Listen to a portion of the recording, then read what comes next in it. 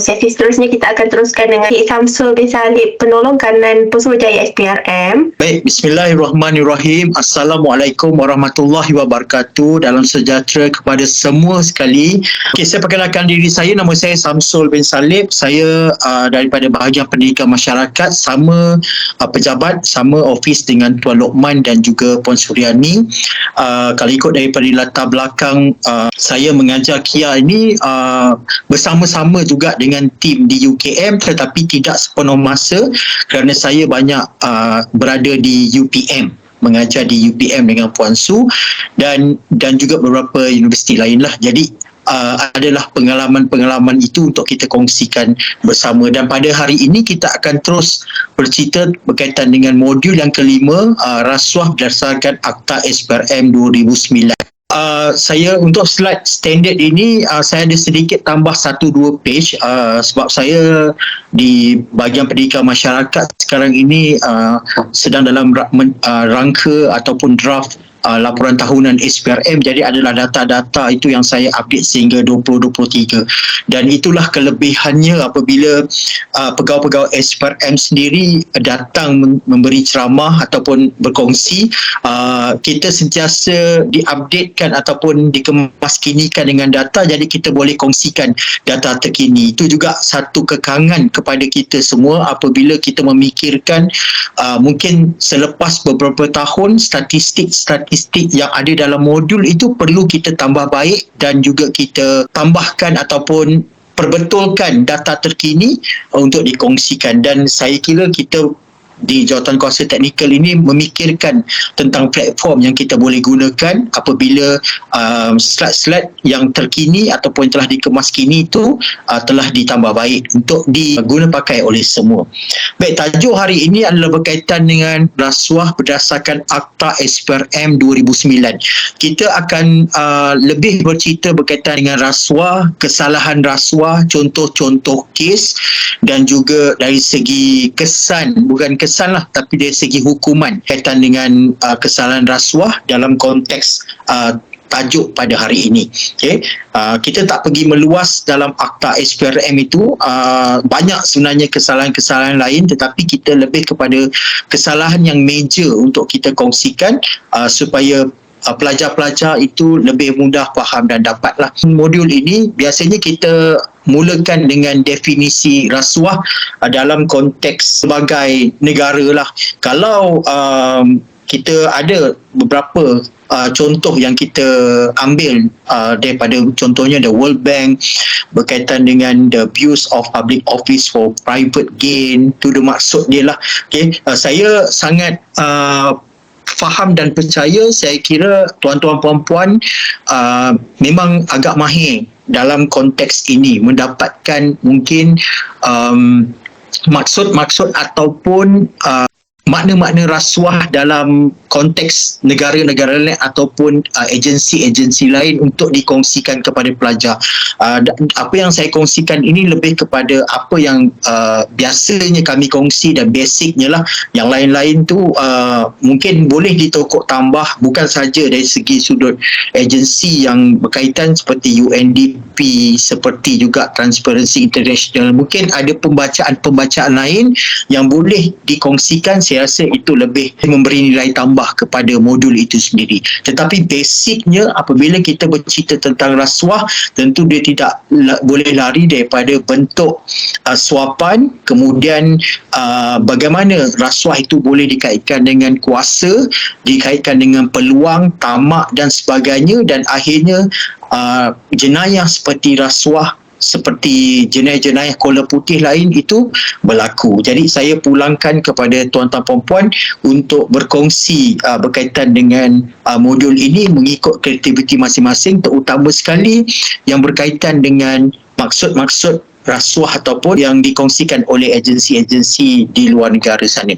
Baik, tetapi basicnya rasuah ini kalau kita nak memahamkan pelajarnya, seseorang yang ada kuasa yang boleh mengambil tindakan tetapi tidak mengambil tindakan, dan sebagai balasan dia menerima sesuatu hadiah ataupun penerimaan itu, kemudian dia tindakan ke atas pesalah itu.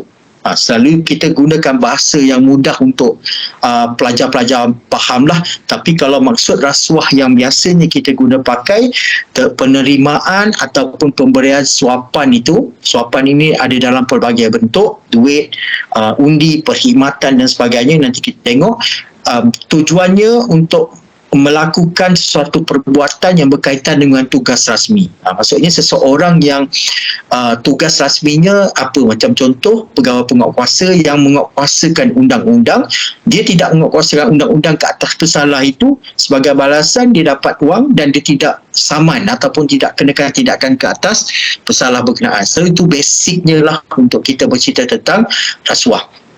Kalau di Malaysia, ini hasil yang kita dapat daripada dulu hingga sekarang lah, yang biasa kita guna pakai.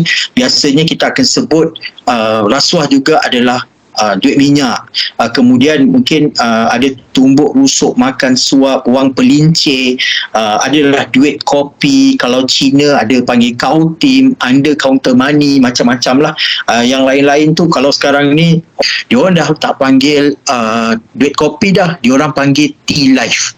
T-Life tu memanglah satu jenama produk T-Life yang minuman yang agak mahal tu, tetapi T-Life tu dimaksudkan lebih kepada duit teh tu untuk hidup, macam tu lah lebih kurang. Jadi macam-macam istilah lah, tapi ini yang biasanya yang dipaparkan ni adalah yang biasanya diguna pakai dan difahami oleh rakyat Malaysia, dan sudah tentu daripada generasi dahulu. Mungkin yang generasi akan datang ni juga akan memahami apa yang dinyatakan nama lain berkaitan dengan rasuah ini. Dan bentuk rasuah tentunya kalau ikut daripada pengalaman SPRM dalam tempoh 5 tahun ini, kebanyakan kes rasuah melibatkan wang tunai. Okay, wang tunai ni sama ada mungkin dia berbentuk cash, dan which is hampir 90% daripada kes wang tunai itu adalah duit tunai. Yang lainnya adalah duit yang menggunakan mungkin cek ataupun telegraphic transfer, masukkan ke dalam bank online dan sebagainya. Okay, itu adalah bentuk-bentuk wang itu sendiri. Dan kemudian kita ada hadiah, ada juga rasuah dalam bentuk hadiah, dan hadiah juga boleh dikategorikan sebagai rasuah. Ada hadiah yang boleh dikategorikan sebagai hadiah biasa yang tidak ada kaitan dengan rasuah, tetapi ada juga hadiah yang boleh dikategorikan sebagai rasuah juga, nanti kita akan tengok. Kemudian bonus yang boleh dikategorikan sebagai rasuah, perkhidmatan. Kalau bahasa biasa perkhidmatan biasanya lebih kepada perkhidmatan yang berbentuk seks dekat sini. Kemudian ada upah, jawatan, diskaun dan sebagainya. Apa saja istilah yang diguna pakai, tentunya ia perlu selari dengan kesalahan rasuah dan maksud seksyen kesalahan di Akta SPRM itu. Dia kalau tak ada kaitan dengan maksud kesalahan itu, ianya bukan satu bentuk rasuah. Macam diskaun lah. Macam diskaun, orang cakap diskaun adalah rasuah. Diskaun yang macam mana? Diskaun yang rasuah ni macam contoh, seseorang yang bekerja di syarikat yang mengeluarkan CF untuk rumah sebagai contoh. So dia tahu yang kawasan rumah atau taman yang hendak diluluskan CF itu sepatutnya tidak boleh lulus, ada masalah, tetapi dia menerima diskaun. Kalau dia luluskan CF, dia akan dapat diskaun 30% daripada jumlah harga rumah berkenaan. So bila dia luluskan, syarikat bagi dia 30% lebih murah harga daripada harga jualan rumah berkenaan. So 30% tu dah yang dikatakan diskaun yang dalam bentuk rasuah. Tapi kalau setakat diskaun yang macam sale dekat Sogo dan sebagainya, itu bukan dikategorikan sebagai rasuah. Itu diskaun biasalah, diskaun perniagaan. Dan seterusnya, kalau ikut daripada maksud rasuah dalam Akta SPRM ini, dia ada 4 kesalahan utama yang selalunya kita kongsikan kepada para pelajar. Okey, antaranya adalah meminta suapan, menawarkan suapan, tuntutan palsu dan juga salah guna kuasa.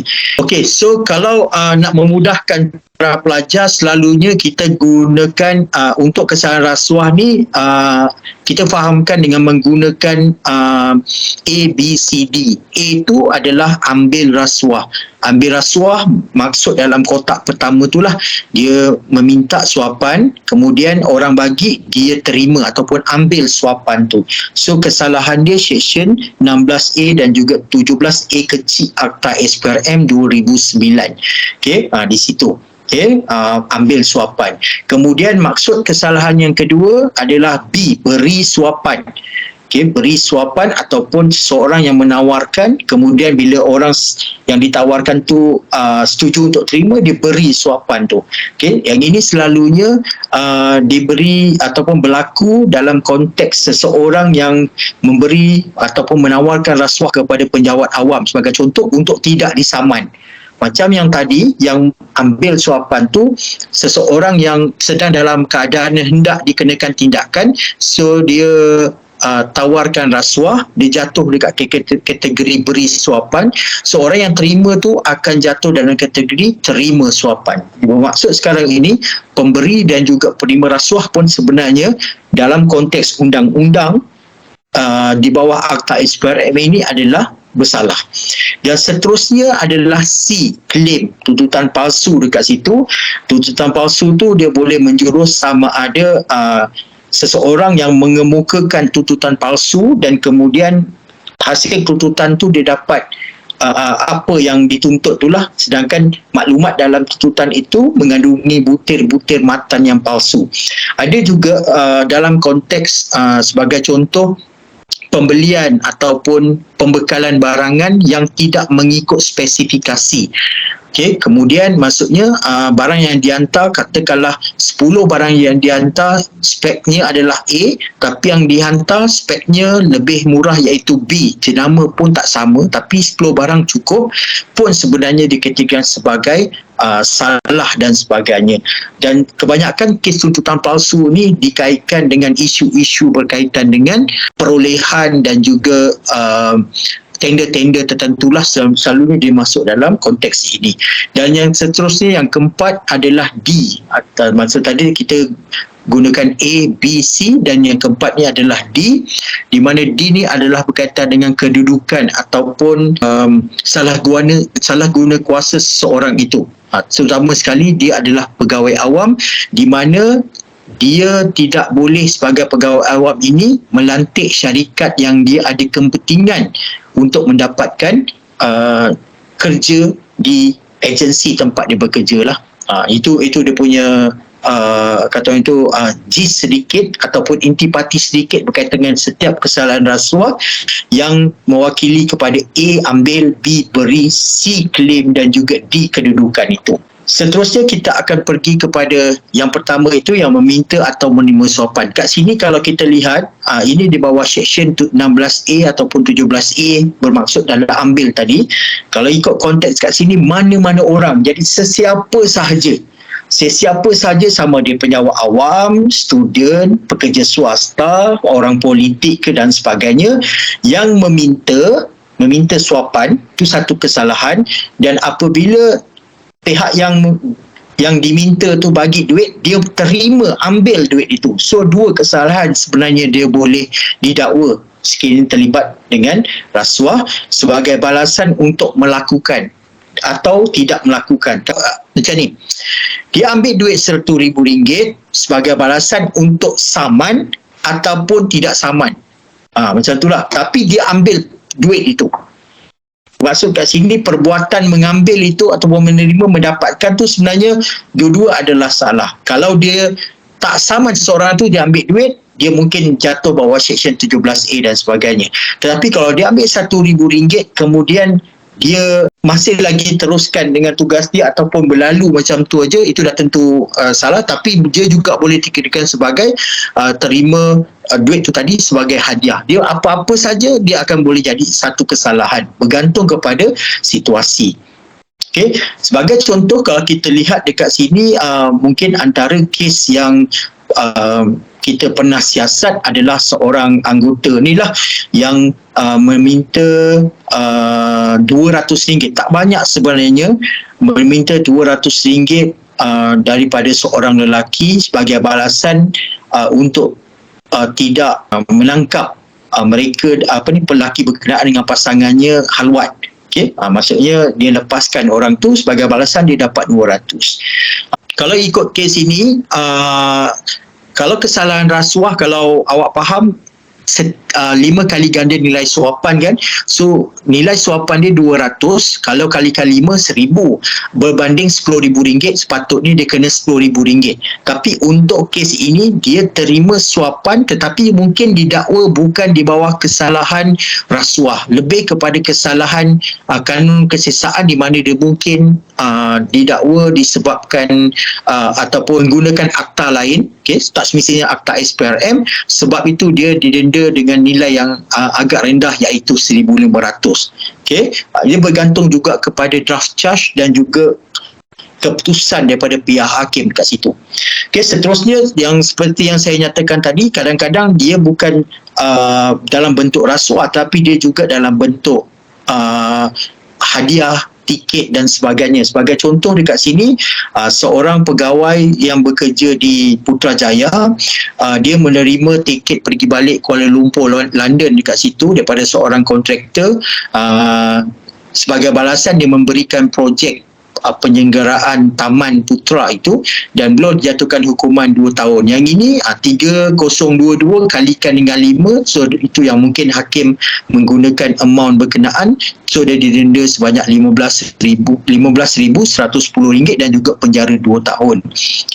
Hanya kerana menerima tiket penerbangan ke London sajalah, kalau ikut kat sinilah.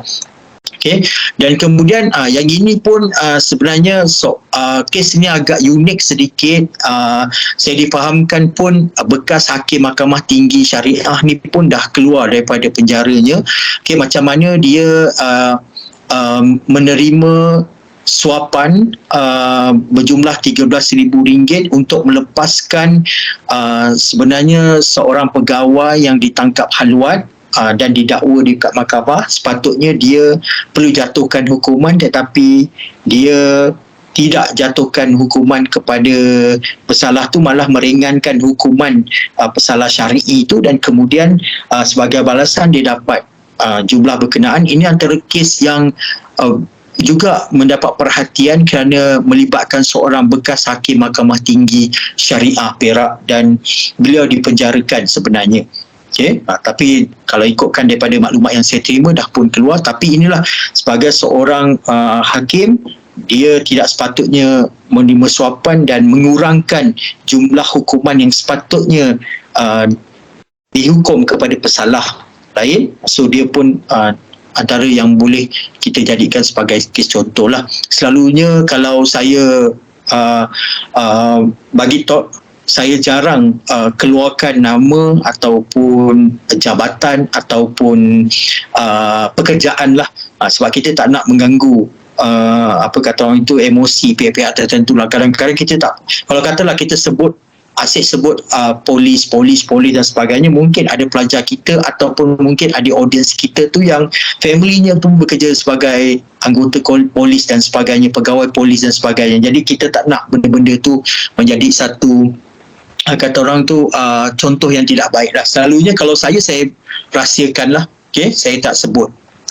Seterusnya, kalau ikut kat sini, macam contoh kat sini pun kita tak sebut nama universiti dia ataupun IPTS dia, tapi ini adalah IPTS.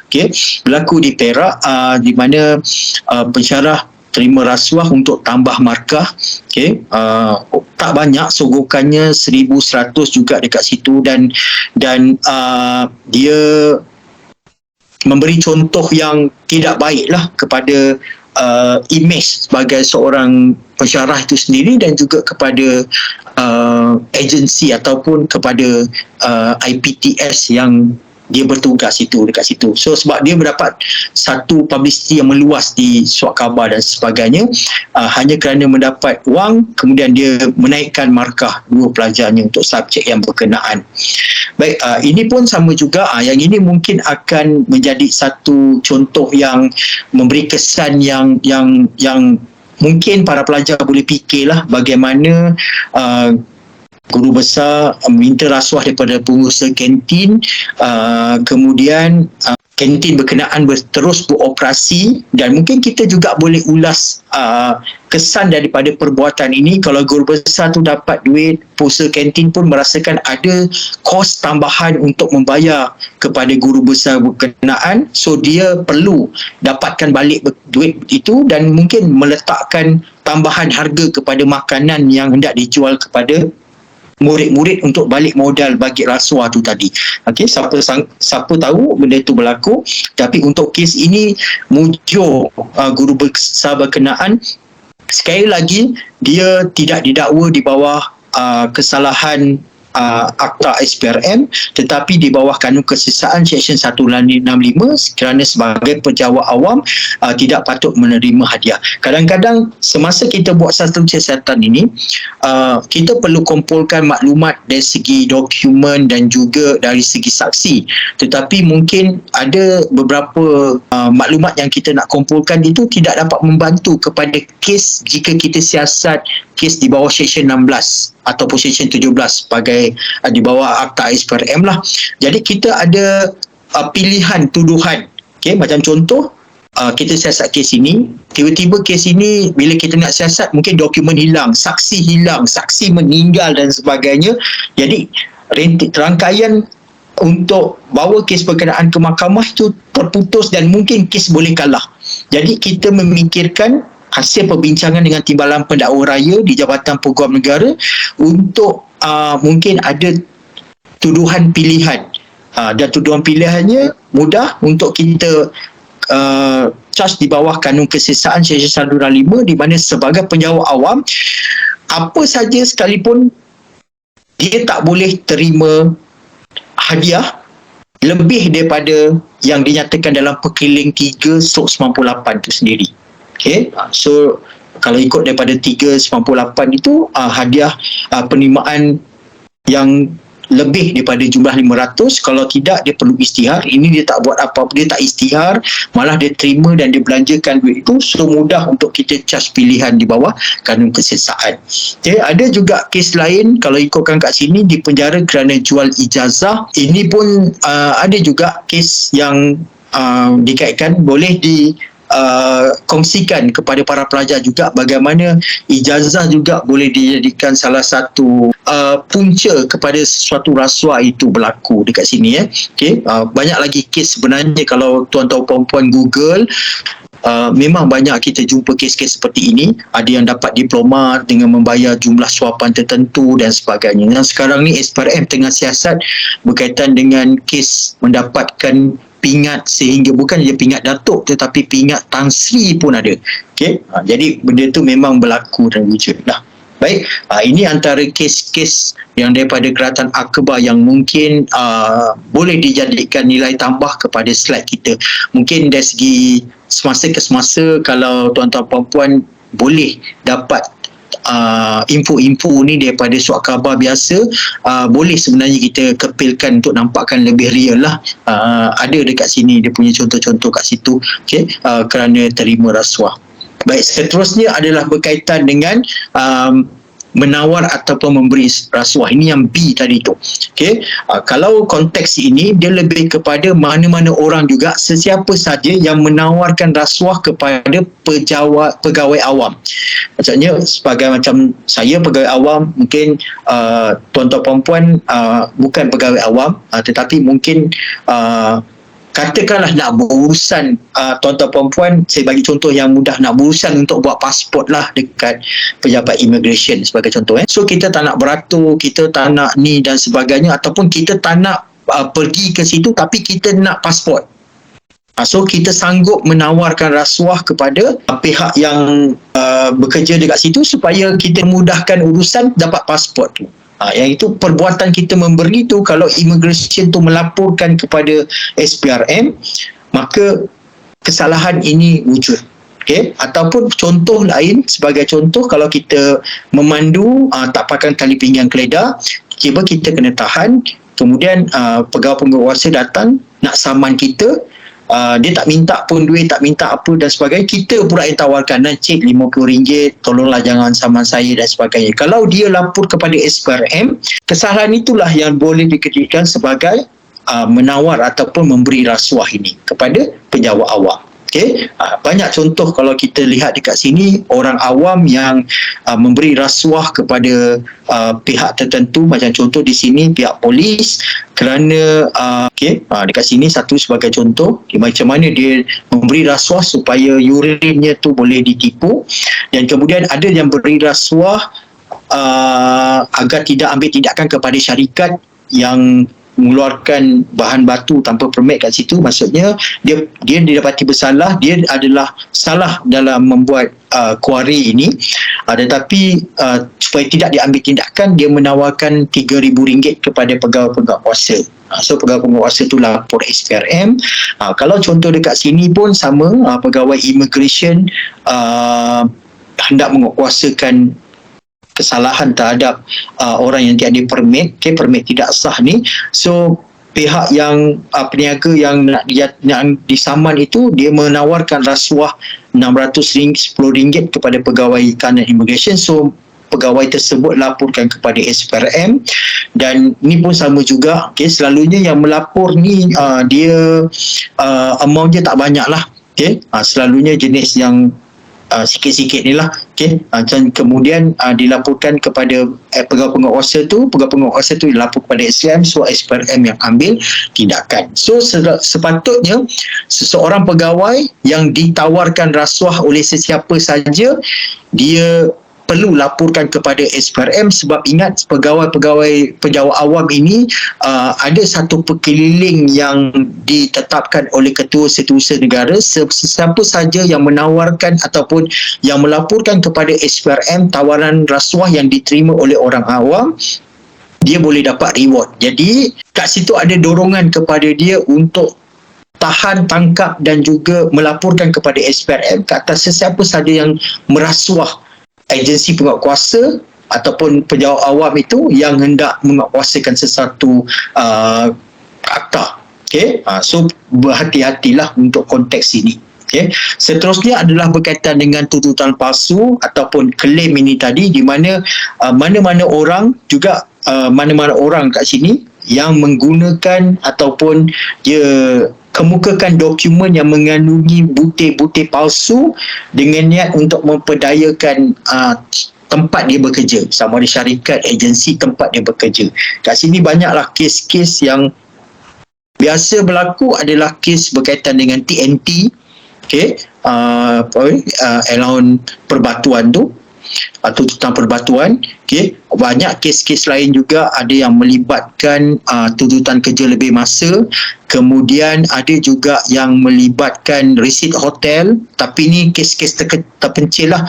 Kemudian sijil cuti sakit palsu, termasuklah pembekalan alat ganti yang tidak dilaksanakan ataupun tidak mengikut spesifikasi. Ini ada contoh-contoh kesalahan lah yang biasa berlaku, yang kita bagi dalam bentuk ilustrasi. Yang lain-lain sebagai contoh, yang kes-kes real adalah bagaimana seorang kontraktor di sini menuntut jumlah sebanyak 11,000 lebih untuk pembinaan pagar sepanjang 405 meter, sedangkan pagar yang dibina adalah 162.2 meter. Maksudnya dia bina pagar tu pendek, tapi dia claim panjang sehingga 400 meter dan dia membuat tuntutan.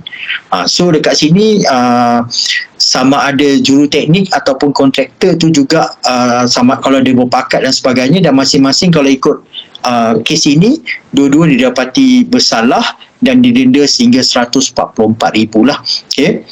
Dan ni juga ada satu kes seorang dekan memperakukan pembekalan peralatan multi joint 2 AP itu, sedangkan harga ataupun barangan yang dihantar cuma berharga 27,965, tetapi dalam pesanan kerajaan dan juga pembayaran dibuat sebanyak 138,600, bermaksud mungkin lebih 4 ataupun 5 kali ganda kerajaan terlebih bayar, dan akhirnya beliau dihukumlah, didenda dan juga dipenjara.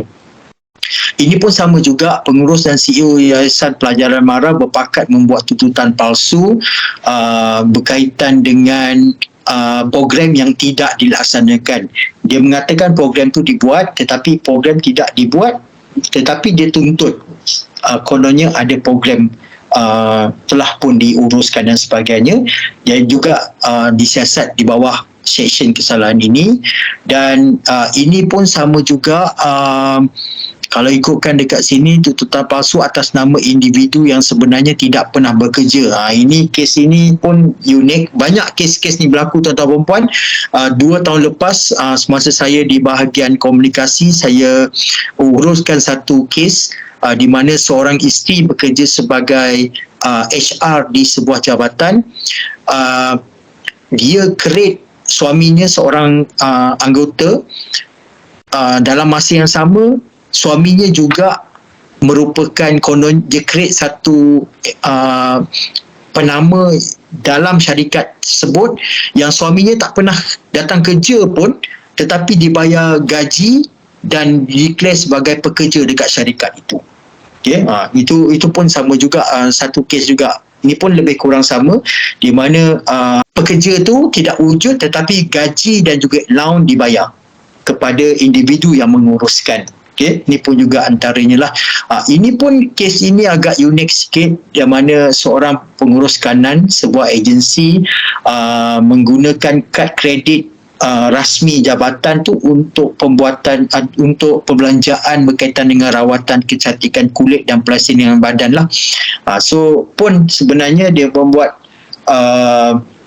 menggunakan kad kredit bagi tujuan rasmi pejabat tapi digunakan untuk tujuan peribadi, juga merupakan satu kesalahan dan beliau didenda dan kemudian dibuang daripada perkhidmatan lah. Ini pun kes-kes lama berkaitan dengan adun yang buat program, katanya buat program tetapi program tidak dilaksanakan tetapi tuntutan dibuat. Juga sebenarnya didapati bersalah di bawah kes ni. Banyak lagi kes-kes kalau kita lihat dekat sini berkaitan dengan kemuka penyata palsu, SPRM kalau kita buat siasatan sehingga mereka yang membuat slip gaji palsu, perakuan ataupun penyata bank palsu juga merupakan satu kesalahan yang pernah SPRM siasat dan tuduh di mahkamah berkaitan dengan kesalahan di bawah seksyen ini, seksyen 18. Dan seterusnya adalah D. D ini adalah, saya katakan tadi, adalah berkaitan dengan seorang individu yang menggunakan kedudukan dia untuk melantik syarikat yang dia ada kepentingan.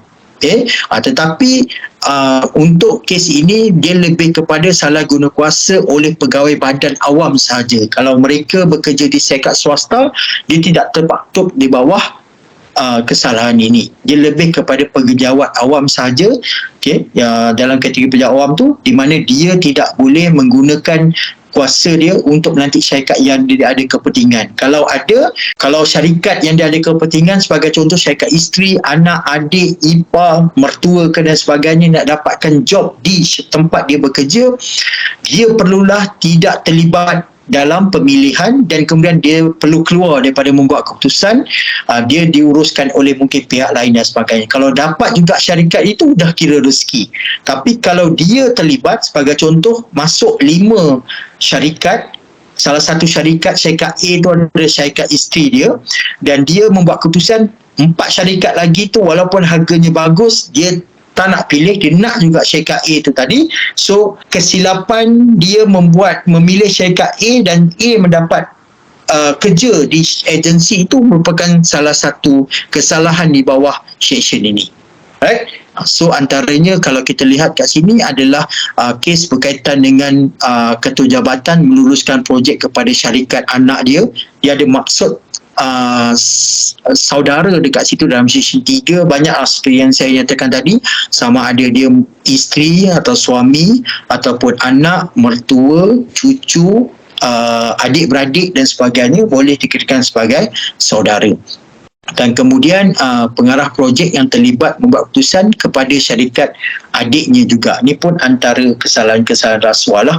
Okay. Dekat sini ada satu contoh yang berkaitan dengan institusi pengajian tinggi di mana pensyarah suami dan juga isteri ni salah guna kuasa kerana membuat pesanan kerajaan memilih syarikat yang dia ada kepentingan, iaitu syarikat adik dia untuk dapatkan job kat situ. Okay. So akhirnya dia dipenjara dan sebagainya lah.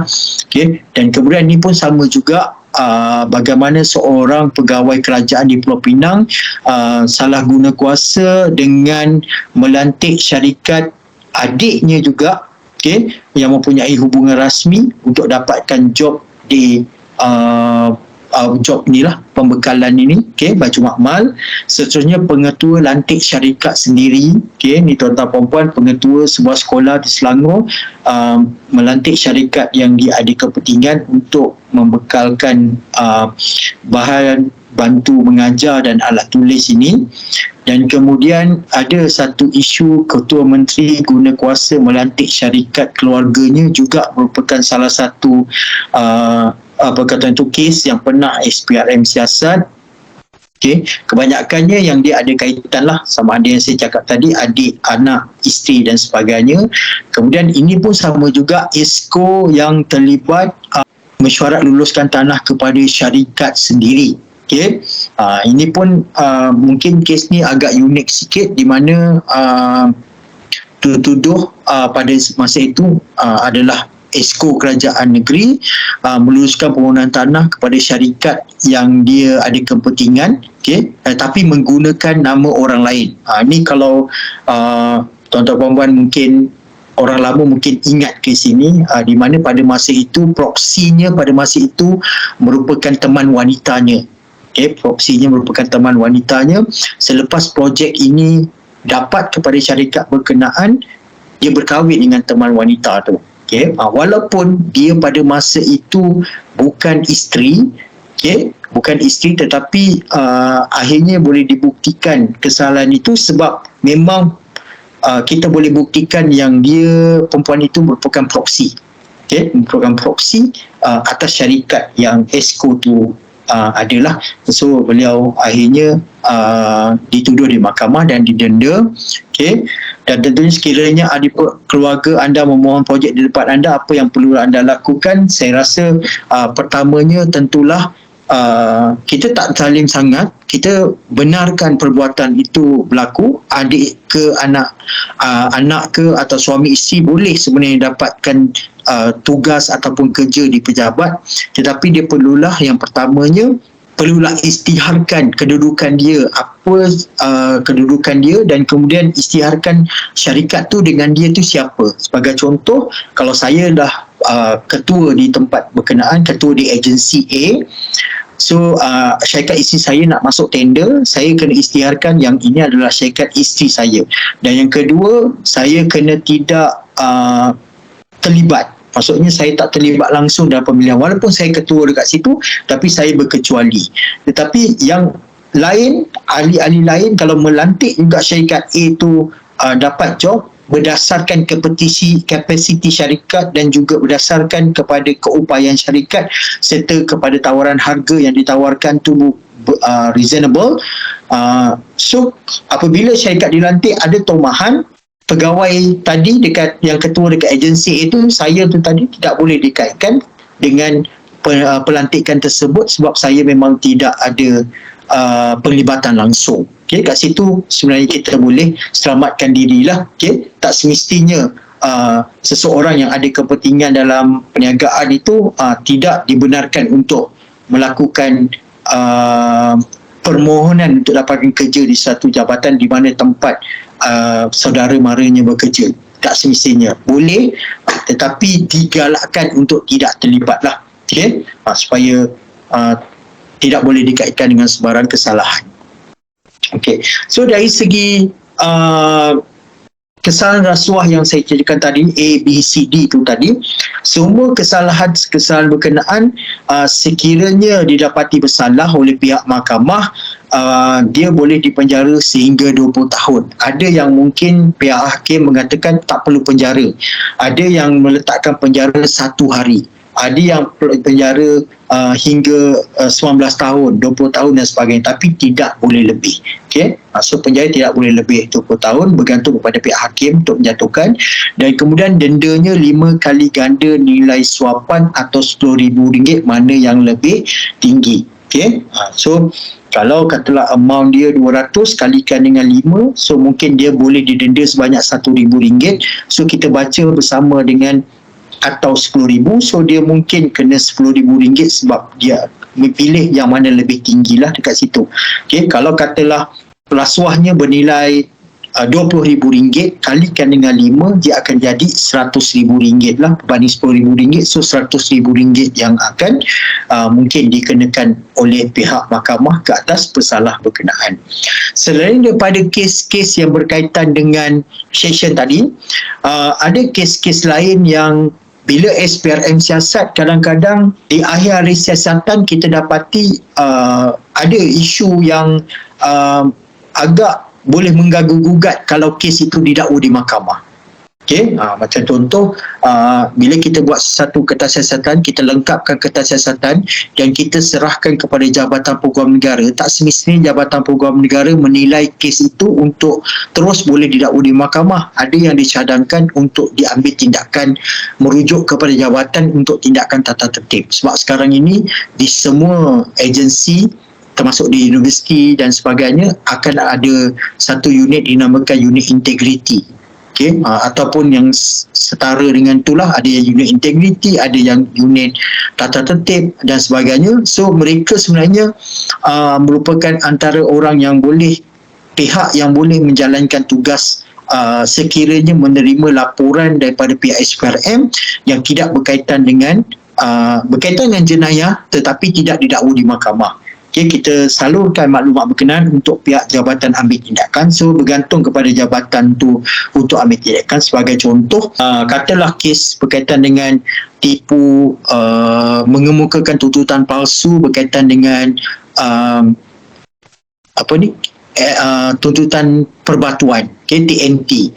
So katalah amount dia RM300. So SPRM bila kita siasat kes berkenaan, wujud kesalahan, tetapi bila kita nak dakwa kat mahkamah, Jabatan Peguam Negara mengatakan tak perlulah sebab amount dia sedikit dan sebagainya, cukup untuk merujuk ke jabatan. So jabatan ini akan menerima satu laporan daripada pihak SPRM untuk ambil tindakan, sama ada tindakan tu kemudiannya akan meminta untuk bayar balik secharge ataupun mungkin amaran ataupun merujuk hak emolumen ataupun mungkin kesan daripada apa yang berlaku boleh sehingga dijatuhkan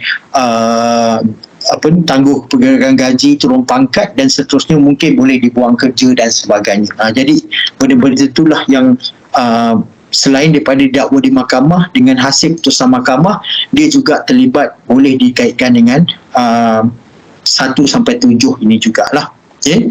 Dan seterusnya hasil rasuah yang duit-duit yang kita sita tu tadi, okay, semasa kita buat siasatan, bila kita pergi ke satu rumah yang kita buat geledahan tu, kita mungkin jumpa macam-macam aset ataupun harta yang meragukan. Okay? Jadi tindakan SPRM apabila kita membuat semakan ataupun geledahan tu, bila kita jumpa perkara-perkara ini yang kita percaya boleh membantu siasatan, selalunya kita akan sita dahulu. Kalau buku akaun bank dan sebagainya kita jumpa, kita terus sita, stop dulu supaya tidak ada keluar masuk untuk mudah untuk kita siasat. Selepas kita sita kes berkenaan, kita dakwa dekat mahkamah. Sama ada dakwa dekat mahkamah memihak kepada SPRM ataupun kita dakwa ke mahkamah, SPRM kalah, kita tetap juga sebenarnya boleh ambil tindakan untuk lucut hakkan harta yang kita sita tu tadi untuk masukkan dalam hasil kerajaan. Okay? Banyak kes-kes yang kita kata orang tu usahakanlah. Sebagai contoh, kalau kita lihat statistik ini daripada 2015 hingga 2020, saya ada sampai 2023, saya ada sedikit tambahan nanti selepas ini. Kalau kita lihat dekat situ, banyaklah dia rentetan daripada kes-kes. Kalau kita tengok lucut kes yang duit yang kita sita, okey, kadang-kadang apa yang kita sita tu ada yang kita pulangkan balik, ada yang memihak kepada SPRM, ada yang tidak. Kalau memihak kepada SPRM, kita boleh terus rujuk hak. Okay, itu yang kadang-kadang kalau contoh 2015 kita sita 22 juta tetapi lepas kita buat siasatan, pumpang-pumpang dan sebagainya, kita cuma berjaya rujuk hak daripada 22 juta tu sekitar 3.94 juta sahaja. Yang lain kita terpaksa pulangkan, mungkin tidak ada kaitan dengan kes dan sebagainya ataupun kes tidak memihak kepada SPRM.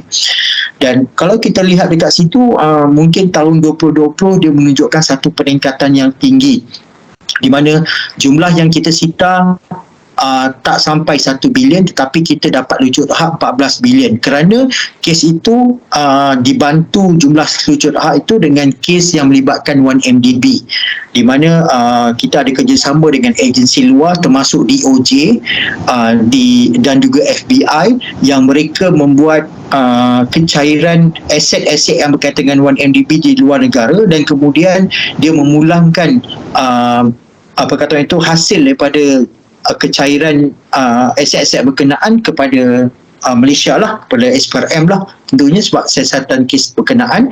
Dan kalau kita lihat dia terus meningkat dan meningkat lah kalau kita lihat kat situ sehingga pada tahun 2023 pun sebenarnya kita dapat masih lagi daripada 8.11 bilion yang kita dakwa ataupun kita lujut hak itu masih lagi kita dapat daripada hasil daripada 1MDB ya.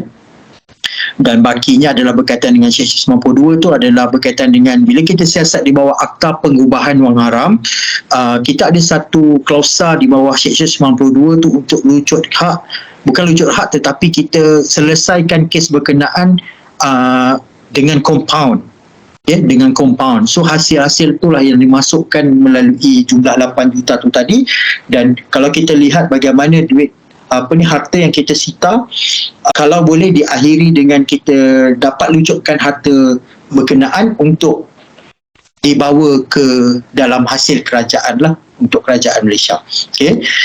Dan tentunya bila kita sebut berkaitan dengan hasil rasuah, dia tidak boleh lari daripada pengubahan wang haram. Dan SPRM sekarang ini selain daripada kita menyiasat kes-kes berkaitan dengan rasuah ini menggunakan Akta SPRM, kita juga menggunakan Akta Pengubahan Wang Haram untuk siasat bersama dengan siasatan kes SPRM, terutama sekali jika melibatkan transaksi yang banyak, meluas dan juga jumlah yang sangat besar.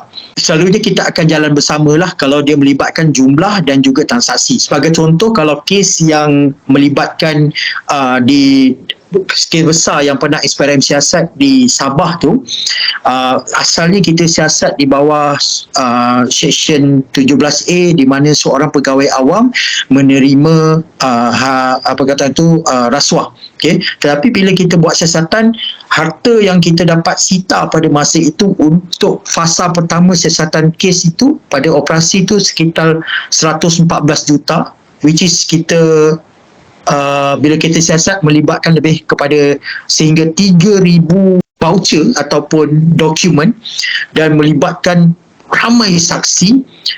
Itu yang akhirnya bila kita bincang dengan Jabatan Peguam Negara dengan mengambil faktor serakan ataupun sebaran harta-harta yang dia ada, kita tukarkan daripada seksyen kesalahan di bawah Akta SPRM kepada Akta Pengubahan Wang Haram. Itu yang kalau kita lihat yang sedang berlangsung, dia punya pendakwaannya adalah berkaitan dengan Akta Pengubahan Wang Haram di mana kita dah stopkan siasatan kes di bawah seksyen XPRM tu tadi dan kita teruskan pengubahan wang haram. Selalunya dia akan jalan sekali dan kita dapat lihat di mana lebih cenderung untuk kita dakwa seseorang itu. Sebab jenayah pengubahan wang haram ini kalau ikut daripada seksyen 4 Akta Pengubahan Wang Haram ni, dia punya kesan kesalahan dia tu lebih dahsyat. Okay? Dan dia boleh sehingga bukan sahaja harta pesalah tu tetapi harta adik-beradik, sesiapa saja yang memegang harta daripada hasil rasuah itu juga boleh didakwa di mahkamah. Itu yang untuk kes di Sabah tu, suami, selain daripada suami, isterinya juga kita dakwa di mahkamah walaupun isterinya seorang suri rumah. Okey, ni dia punya berkaitan dengan akta pengubahan wang haram lah. Ini kalau kita lihat banyak sangat dia sama dan selari dengan kes-kes berkaitan dengan 1MDB. Okey, ada duit yang dibawa untuk membeli pun, kemudian akaun bank hartanah dekat luar negara sangat banyak, ada yang beli jet peribadi, percutian mewah dan sebagainya. Hasilnya kita lihat adalah hasil daripada rasuah yang dilayerkan dan diplacementkan kepada rangkaian-rangkaian ini untuk nampak lebih dicairkan duit rasuah tu tadi untuk beli barang-barang yang kalau orang lihat mungkin mungkin daripada sumber bisnes dia, tapi sebenarnya adalah hasil daripada rasuah. Okay? Nanti kita mungkin akan pergi kepada section yang lebih lanjut lah berkaitan dengan AMLA ni. Kalau kita lihat tadi 5 kali ganda nilai suapan untuk kes SPRM dan RM10,000, tetapi kalau kita dakwa menggunakan akta pengubahan haram, dia sehingga 5 juta yang mana lebih tinggi. Sebab tu kes-kes kalau melibatkan amount yang sangat besar, dia akan jatuh kepada akta ini sebagaimana yang dicadangkan oleh Jabatan Peguam Negara.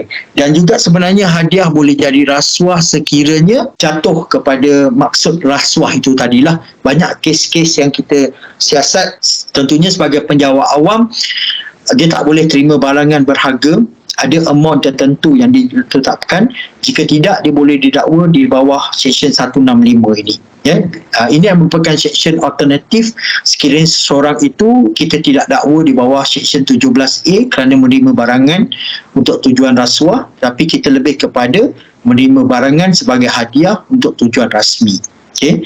Banyaklah kes-kes yang kita dapat lihat, macam contoh kat sini hadiah-hadiah yang diterima pun boleh dikatakan lumayan. Macam contoh kereta ni sekarang ni pilihan tuan-tuan puan-puan ni, pada 2-3 tahun lepas sebuah IPTA, pegawai sebuah IPTA di Melaka terima sebuah kereta Honda City. Okay? Pada tahun lepas pula seorang pembantu juruhukum, tak silap saya, dari sebuah IPTA di Terengganu menerima sebuah motosikal.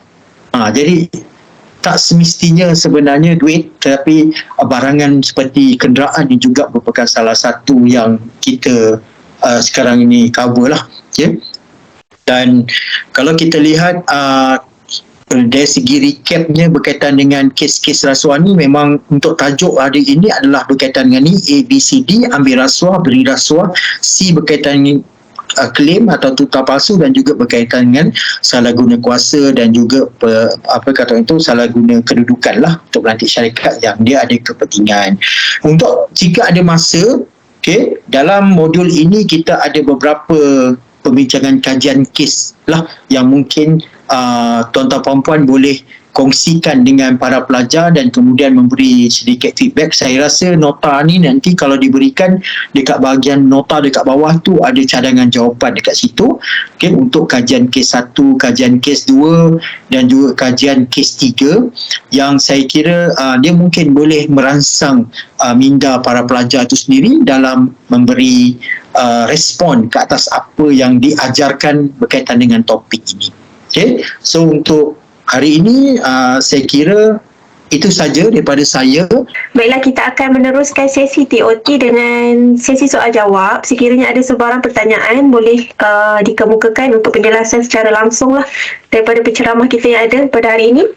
Assalamualaikum Tuan Choice. Nama saya Faris. Nak tanya, kalau sekiranya seorang penjawat awam tu ditawarkan sejumlah amount untuk dapatkan projek, dan kemudian tetapi projek tu dia tak luluskan ikut kehendak pemberi rasuah tu, tapi kemudian dia pulangkan balik duit rasuah tu, jadi dia masih kira terima rasuah ke? Ada satu keadaan, saya pernah siasat satu kes tau, dia ambil, tapi duit tu dia ambil tak masa mula-mula tu? Dia ambil tapi dia ambil kemudian dia pulangkan kan? Kemudian dia pulangkan. Saya sedangkan satu situasi yang sangat bahaya dekat situ, sebab saya pernah buat satu kes masa saya bertugas di Sarawak dahulu, di mana duit tu diberi, dan dia mungkin pada masa itu sedang berfikir nak ambil ataupun nak guna ataupun tidak, tapi duit dah ambil. Sebelum dia pulangkan balik sebab tak jadi ambil duit rasuah tu ataupun tak jadi guna duit tu, orang yang memberi rasuah tu buat laporan kepada SPRM mengatakan orang tu minta dan ambil rasuah. Itu situasi dia pada masa itu, tuan. Saya siasat kes itu, kebetulan bila kita siasat bukan immediate, adalah beberapa tempoh, cuma yang melaporkan tu sangat cepat kepada kami. Dalam 2 hari selepas orang tu terima duit, dia pulangkan balik. Tapi masa selepas sebulan saya datang untuk buat siasatan, bila saya tanya, dia cakap dah pulang. Jadi benda tu secara automatiknya kita terpaksa tutuplah, kes tu tutuplah, tak boleh nak didakwa sebab duit dah tak ada. Tetapi kesan dia bagaimana seseorang itu boleh jadikan benda tu sebagai umpan. Orang yang tawarkan dia terima walaupun keputusan dia belum dibuat untuk tu, tapi perbuatan menerima tu dia boleh terus twist mengatakan orang tu yang meminta padahal dia yang tawar. Jadi ada situasi tu. Jadi kalau boleh, kalau immediate ditawarkan terus tolak, jangan ambil dan fikir sebab macam-macam boleh berlaku. Antaranya adalah plot twist dekat situ yang akhirnya jadi macam tu. Nasib baik dia pulangkan cepatlah. Semasa saya siasat, duit tu memang dah tak ada kat dia. Jadi yang macam pemberi rasuah ni, dia dia boleh macam walaupun in the first place dia sendiri yang berikan, dia boleh mengelak daripada dakwa dengan nawar diri untuk jadi saksi kepada SPRM ke? Itu yang kita risaukan kalau dia datang dulu ke SPRM. Sebab SPRM dia macam ni, sesiapa yang datang kepada SPRM ni kita anggap dia adalah pemberi maklumat ataupun pengadu. Okay? Walaupun sebenarnya dia yang mencetus, dia yang tawarkan. Sebab ada satu kes juga di mana seorang seorang individu dia tawarkan rasuah kepada seorang peguam. Tapi peguam ni tak nak terima suapan tu sebab peguam tu tahu kesalahan yang dibuat oleh orang tu tadi. Cuma peguam ni bijak, dekat pejabat ni bila dia berurusan dia rakam dia punya percakapan tu. Okay? Sebab ini pun kes saya juga dekat Sarawak, di mana lepas dia tawarkan rasuah kepada peguam tu tolak, dia datang ke pejabat SPRM buat laporan yang mengatakan peguam tu minta. Jadi bila saya pergi panggil peguam tu untuk beritahu kes berkenaan kita siasat, peguam tu datang dengan bawa tape recorder, yang tape tu tadi, dan saya dengar dengan teliti memang individu tu yang tawarkan kepada peguam dan peguam tolak. Sedangkan allegation dalam orang yang datang tu tadi mengatakan peguam tu yang meminta rasuah.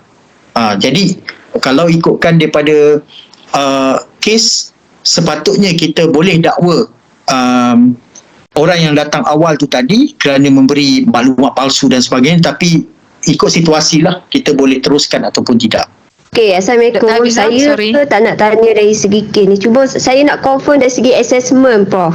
Okey, tadi Prof cakap kita punya assessment 40, 40, 20, betul? Ya. Okey, cuma saya tengok dari segi tugasan kepada pelajar, kita ada tugasan untuk individu dan juga tugasan berkumpulan. Telah saya nyatakan tadi untuk sesi yang kami share tadi adalah apabila itu adalah tugasan bagi elektif di UKM, ya. Tetapi apabila kita dah start dengan yang baru, ya, modul yang baru yang 10 kredit itu, tugasan individu akan ada satu saja, iaitu sama ada kuis ataupun refleksi ataupun walkabout, ya, ataupun role play, dan 40 adalah pembentangan dan 40 lagi adalah laporan. Jadi tugasan individu satu sahaja untuk yang baru. Tadi kita share sebab itu untuk yang masa kita buat sebagai elektif. So dia akan jadi 40, 40, 20 lah. Kemudian you all bolehlah bermain dengan 40, 40 itu, ya. Sebab 40 tu pembentangan, 40 lagi itu laporan. Pasal yang kes yang menerima tapi menolak rasuah tu kan. Cuma saya terbaca pasal yang kesalahan melapor rasuah. Kalau dia ditawarkan, adakah kita boleh dakwa dia atas kesalahan gagal dalam melaporkan rasuah tu, Doktor? Untuk kesalahan melapor rasuah tu, dia biasanya dia sebenarnya di bawah Seksyen 25 Akta SPRM, kesalahan melapor rasuah tu. Dan dia jatuh kepada individu yang ditawarkan ataupun yang memberi rasuah, dia yang laporkan. Macam contoh, kalau katalah saya yang beri rasuah, saya laporkan kepada SPRM, ataupun orang bagi rasuah kat saya laporkan kepada SPRM. Jika saya gagal melapor, saya boleh didakwa di bawah Seksyen 25 tu. Okey, kat situ situasi yang pertama. Yang kedua, kalau katalah kita tahu dan nampak orang berlaku rasuah dekat sana, tapi kita tidak ambil apa tindakan, tidak ambil apa-apa tindakan ke atas apa yang kita nampak tu tadi. Dia tidak boleh kita apa kata orang tu kaitkan dengan Seksyen 25 kesalahan tidak melapor tu. Itu lebih kepada tanggungjawab. Dia selalunya hanya individu yang terlibat sama ada memberi ataupun menerima rasuah saja yang jika tidak melapor pada SPRM, dia boleh didakwa di bawah Seksyen 25. Kalau dia tidak terlibat, dia nampak, itu kira macam dia lebih pada tanggungjawab sosial dia untuk melapor bagi tujuan membersihkan rasuah di kawasan itulah. Dia tidak boleh dikenakan apa-apa tindakan. Okey, itu berkaitan dengan Seksyen 25 tu tadi, kesalahan melapor tu. Saya ada baca kat sini berkaitan dengan, dikata pada tahun 1994 dulu ada pemain bola yang dikenakan siasatan di bawah akta, apa benda tadi tu. Akta dia macam saya tak pernah nampak, tapi saya rasa itu bukan disiasat oleh SPRM. Okey, tahun 1994 banyak pemain bola sepak yang dikenakan tindakan rasuah, tindakan oleh Akta Kediaman Terhad. Jadi saya nak tanya, kenapa masa tu digunakan Akta Kediaman Terhad? Dia macam tapi saya rasa siasatan kes tu bukan disiasat oleh SPRM. Sebab SPRM ni kalau ikut daripada masa kita buat siasatan, kita siasat biasanya menggunakan seksyen di bawah akta SPRM. Bila kita buat siasatan tu, dia melibatkan akta lain, dia ada dipanggil kesalahan yang ditetapkan. Senarai-senarai akta tu adalah dalam apa kata tu, kami punya akta. Tapi saya rasa akta kediaman terhad tu macam tak masuk. Saya yakin itu bukan SPRM yang siasat. Mungkin disiasat oleh, itu zaman BPR, Badan Pencegah Rasuah. ya, lagi pada masa itu akta bukan akta SPRM 2009, dia adalah akta BPR 1997. Akta tu lagi dia macam kurang sikit dari segi ni, sebab akta SPRM dia dah tambah baik, tapi saya yakin dia bukan disiasat oleh SPRM, tetapi mungkin badan lain yang mungkin menggunakan akta itu hasil daripada kata orang tu siasatan pihak-pihak tertentu lah berkaitan dengan rasuah bola sepak pada masa itu. Saya rasa kalau disiasat di bawah akta SPRM, mungkin sebab SPRM ni kalau BPR pada masa itu pun siasatan dia tetap boleh lari, hasil penaltinya adalah wang tunai dan juga penjara. Kalau setakat dia kena dibuang daerah ke apa, itu bukan di bawah kami lah. Kalau katalah seorang itu dibuang daerah, disebat ataupun dihukum bunuh, itu bukan di bawah seksyen, di bawah akta yang SPRM selalu siasat. Ya, mungkin tu Nikot, akta, mungkin agensi lain yang menyiasat, mungkin polis ke, saya tak pasti untuk kes tu. Baik, terima kasih. Okey, hai, Tuan, saya nak tanya tentang berkaitan dengan pemberian diskaun, contoh pembelian tanah ataupun rumah. Setengah apa kata suspek lah kan, menggunakan defense macam willing buyer, willing seller, dan mereka kata tak ada timbal balik, sedangkan satu orang adalah berstatus kata tinggi lah, berjawatan tinggi, dan satu orang lagi adalah ejen kepada jual tanah dan apa yang kata rumah contohnya. Jadi macam mana apa kata jawapan balik ataupun kata balasan balik kan daripada pihak SPRM untuk yang pihak-pihak menggunakan defense begini? Sebagai balasan dia dapat diskaun tu lah. Contohlah dia kata dapat contohnya harga sepatutnya ada sekitar 5 juta untuk sebuah banglo di satu kawasan tu, tetapi dia dapat diskaun sampai 30%. Contohlah saya bagi, dia adalah seorang timbalan menteri. Okey, jadi ejen ni apa kata dia sekadar memberi diskaun sebagai teman ke ataupun seperti mana customer lain. Mengatakan tak ada balasan balik pun yang menteri itu akan bagi kepadanya. Macam mana tu? Itu dibolehkan ke tak boleh macam tu? Saya rasa perlu siasatan terperinci sebab saya rasa untuk siasatan kes ni selalunya kita juga merujuk kepada kes-kes yang pernah kita siasat. Dia macam mirip kepada satu kes yang membabitkan bekas Menteri Besar sebuah negeri dan juga bekas Ketua Menteri sebuah negeri, di mana dia membuat pembelian rumah di bawah harga pasaran. Okay. Sepatutnya harga dia pada masa itu 5 juta sebagai contoh, dia cuma bayar 2.5 juta ataupun 3 juta sahaja sebagai balas, sebagai bila ditanya 2 juta tu lagi diskaun ataupun dah orang tu nak jual rendah, saya terima je lah. Okay. Tetapi bila SPRM buat siasatan, rupa-rupanya dia ada disabitkan dengan tugas rasmi dia dekat situ. Apa kata itu, pada awalnya kita dapat kenal pasti yang jumlah yang amount yang dikurangkan daripada harga yang 2 juta tu tadi, sebagai seorang menteri besar pada masa itu, dia mungkin boleh mendorong untuk memberikan projek ataupun memudahkan urusan syarikat itu untuk berurusan dengan kerajaan yang dia memerintah lah. Tetapi akhirnya bila benda itu kita tak dapat jelaskan, itu yang kita tukar jadi Section 165, di mana seorang penjawat awam tidak sepatutnya menerima diskaun ataupun barangan berharga sehingga 2 juta itu, dan pada masa itu juga penerimaan itu tidak diisytiharkan kepada of course kepada Perdana Menteri pada masa itu sebagai ketua dia, sebab dia Menteri Besar, dia menjawab kepada Perdana Menteri dan dia tidak membuat pengisytiharan kepada Perdana Menteri, dan akhirnya didakwa di bawah Section 165 Kanun Kesesaan dan dihukum di mana hartanah itu dilucut hak dan juga dia dipenjarakan sehingga 1 tahun penjara. Okay, jadi saya tak tahu komen pasal benda tu, tapi saya komen berdasarkan fakta kes lampau yang boleh dirujuk berkaitan dengan kes yang lebih mirip untuk contoh soalan yang puan tanyakan itulah. Okay? Tapi nak kata salah tak salah diikut kepada situasi. Tapi SPRM memandang serius juga seseorang yang ada jawatan apabila dia menerima diskaun yang memang special diwujudkan untuk dia, orang lain tak dapat. Kat situ kita boleh meragukan jumlah diskaun tu dan kita boleh kaitkan mungkin diskaun itu merujuk kepada sesuatu yang memberi kesan kepada tugas dia sebagai timbalan menteri itu. Itulah puan dia punya. Terima kasih tuan. Ya. Saya cuma nak tanya, kadang-kadang masa pengajaran kami akan buka dalam kelas website SPRM lah. Ada satu dalam link tu iaitu pesalah-pesalah rasuah lah dipaparkan.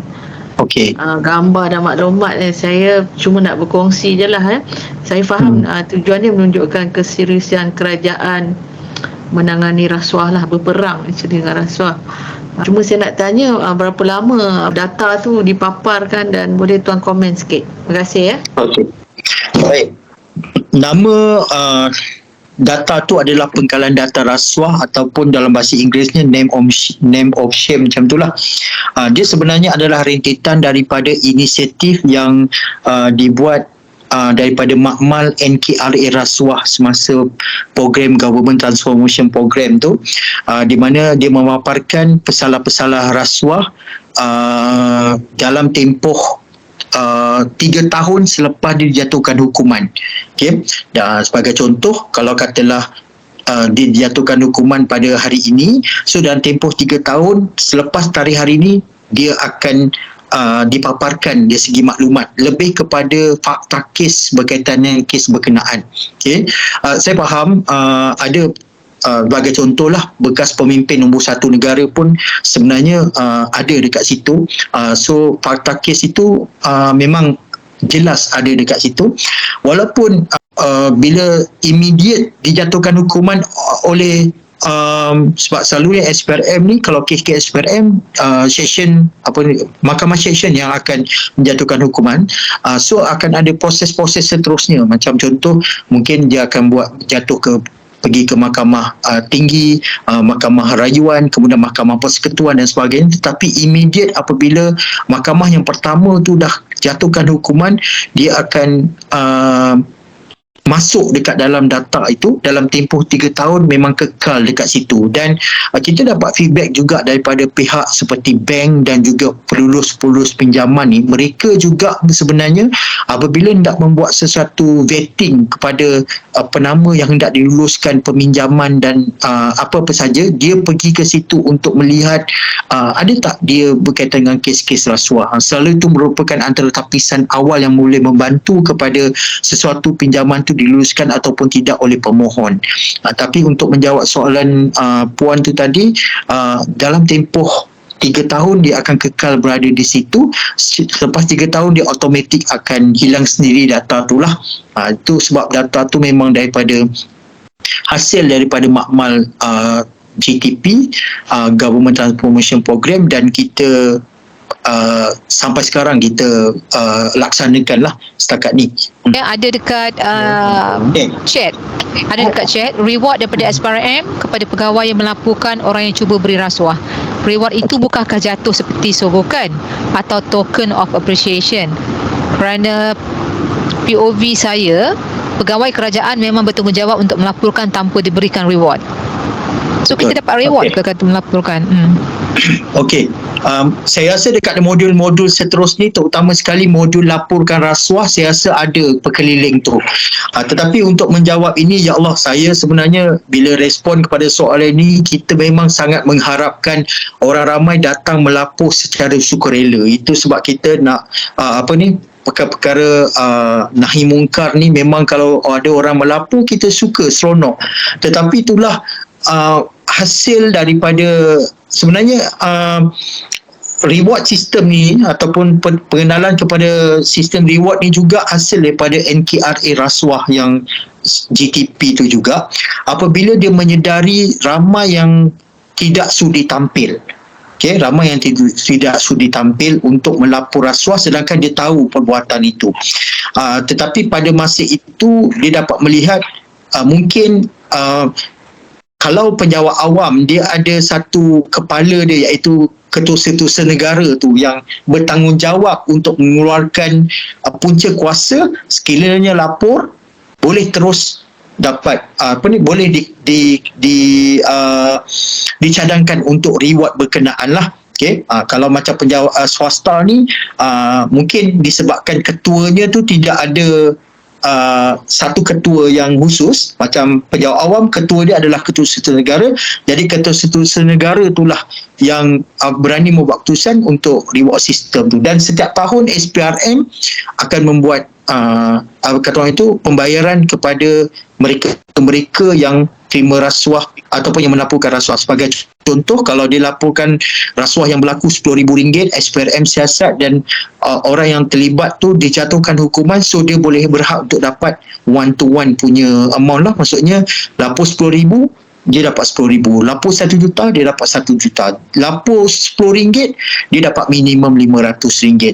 Tapi menjawab soalan tadi tu, memang semua penjawat awam digalakkan, tetapi ada yang tak menyahut cabaran itu, sebab tu ditawarkan insentif seperti reward ini, dan dikeluarkan pula suratnya oleh KSN untuk menggalakkan orang melapor. Tapi apa-apa pun, kalau dia datang secara sukarela tanpa ada reward, itu pun sebenarnya kita sangat-sangat mengharapkan. Tapi malangnya itulah, dia ada sedikit kata orang itu kekurangan dari segi caknanya untuk melapor rasuah. Tuan Choi, dan tadi dari sudut macam apa tu kerahsiaan kepada pemberi maklumat ni, contoh kalau pernah terjadi satu pegawai ni dia melaporkan tentang yang disyaki berlaku berlaku rasuah dalam atau penyalahgunaan kuasa dalam organisasi dan kemudian dibawa ke lapor kepada SPRM dan kemudian terbukti tidak ada sebarang rasuah, maka pegawai yang melaporkan ni dia pula diambil tindakan kerana mendedahkan rahsia organisasi tadi. Kalau ikut konteks SPRM, pemberi maklumat dengan maklumat yang dilaporkan kepada SPRM tu memang dirahsiakan. Okay, so kalau katalah A datang bagi maklumat kepada SPRM, kepada saya lah, A datang bagi maklumat kepada saya, orang lain tak tahu. Apabila saya dedahkan maklumat A tu tadi, okay, A boleh melapor kepada pihak tertentu, terutama sekali kepada SPRM sendiri, yang mengatakan pegawai SPRM tu yang dedahkan identiti dia. Saya boleh didakwa sebenarnya tu A.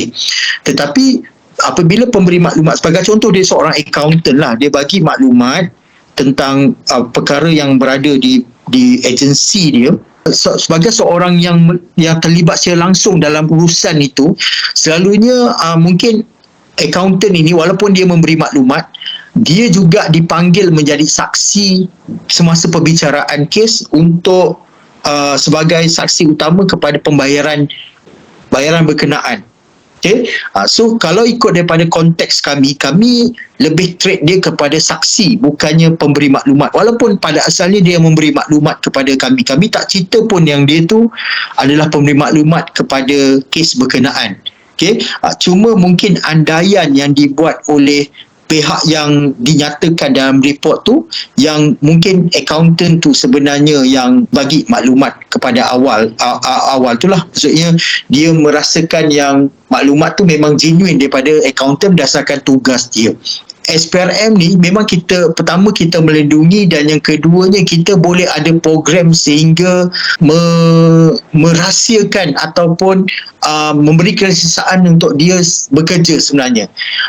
Di luar daripada itu, sebagai contoh, kalau katalah selepas kes selesai dia dikenakan tindakan, dipulaukan ataupun dianggap sebagai mungkin duri dalam daging dalam agensi tu, kalau dia penjawat awam, dia boleh sebenarnya minta kepada SPRM untuk tukarkan, SPRM bantu dia untuk tukar ke tempat lain. Tapi isu-isu seperti ini selalunya berlaku di satu tempat yang dia tak ada peluang untuk bertukar pun. Jadi dia terpaksa berhadapan dengan situasi itu sebab mungkin dirasakan dialah orang yang melaporkan kepada SPRM. Tapi mungkin itu lebih pada andaian mereka-mereka yang memulaukan pegawai itu tadilah, bukan disebabkan SPRM yang beritahu dialah orangnya yang itulah. Itu memang antara kesan yang boleh berlaku sehingga menyebabkan orang yang nak membuat laporan kepada SPRM tu dia rasa macam alamak, malah aku masuk campur sebab aku tak nak nanti aku akan dikenakan tindakan pada kemudian hari. Sebab itulah orang kadang-kadang bila bukan berkaitan dengan diri sendiri dia nampak, tapi dia tidak willing untuk melaporkan sebab dia risau kedudukan dia dekat tempat itu yang mungkin apabila diketahui oleh majikan akan efek kepada kerjaya dia. Itu harga yang dia perlu bayarlah. Tapi kalau ikut daripada SPRM punya side, memang kita akan rahsiakan maklumat dan juga identiti itu sendiri. Saya nak tanya satu pengalaman yang mana saya pernah berurusan dengan jabatan kerajaan. Saya nak tanya situasi tentang situasi itulah. Let's say lah, sebab saya baca sebelum ni kalau nak berurusan dengan jabatan tu dia mungkin susah, orang ramai dan sebagainya. Tapi pada masa saya berurusan tu dalam masa 10-15 minit dah selesai, dan itu menyebabkan saya rasa agak seronok lah dan terasa ingin nak menghargai lah. Sampai saya terdetik nak tanya dekat pegawai tu, tuan, berapa ramai staf di jabatan ni saya nak belikan makanan tengah hari, itu dikira rasuah ke atau tidak? Dia kalau ikut tanya saya rasa tidak. Dia macam ni, macam contoh kan, saya selalu ambil senario dekat hospital. Okay?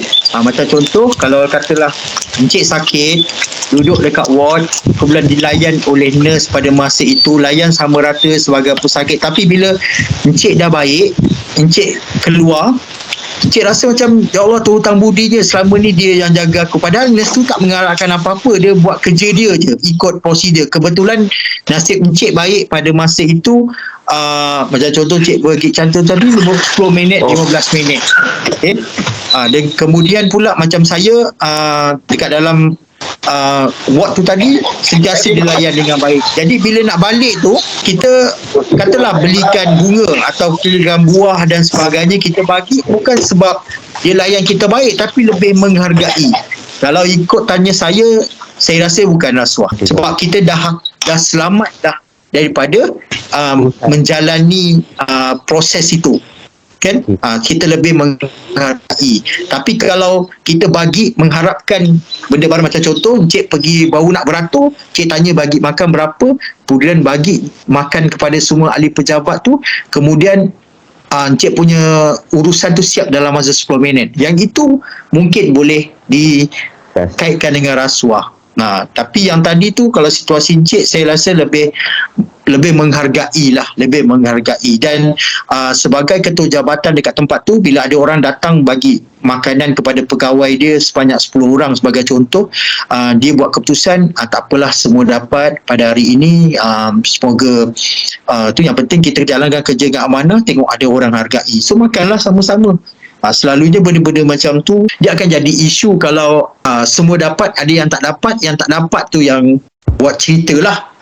Tapi kalau semua okey, ketua jabatan buat keputusan boleh, saya rasa tak ada masalah. Ni macam contoh isu limau pada setiap hari raya Tahun Baru Cina kan. Itu pun sebenarnya kalau ikutkan, ada yang tanya adakah itu rasuah dan sebagainya kan. Jadi benda-benda tu yang selalunya menjadi isu yang kalau kita dapat tangani dengan baik, terutama sebagai ketua jabatan, saya rasa tak ada masalah dan bukanlah satu isu besar sehingga boleh disiasat oleh pihak-pihak tertentu.